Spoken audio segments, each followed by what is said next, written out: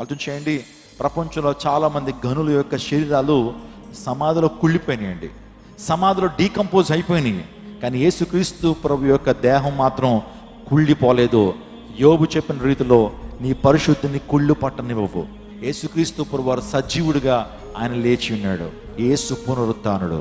ప్రపంచ వీరులు ప్రపంచంలో కనపడుతున్నారు, కానీ వారందరూ కూడా మరణం వారిని మృంగివేసింది. కడపట నశింపచే శత్రువు వారిని మింగివేసింది. కానీ యేసుక్రీస్తు ప్రభు వారు ఆయన సమాధిని గెలిచాడు. స్తోత్రం చెప్పడం హల్లెలూయా. ఓ మరణమా నీ యొక్క విజయం ఎక్కడ? ఓ మరణమా నీ ముళ్ళు ఎక్కడ? మరణపు మూలను విరిచినటువంటి సజీవుడు, ఆయనను విశ్వసించినటువంటి వారికి దేవాదేవుడు ఒక గొప్ప నిరీక్షణ ఇస్తున్నాడు. ఒకనాటికి మీరు కూడా మరణించినా సరే, నా యందు విశ్వాసం ఉంచిన ప్రతి ఒక్కడు మరణించినా తిరిగి బ్రతుకుతాడు. హల్లెలూయా.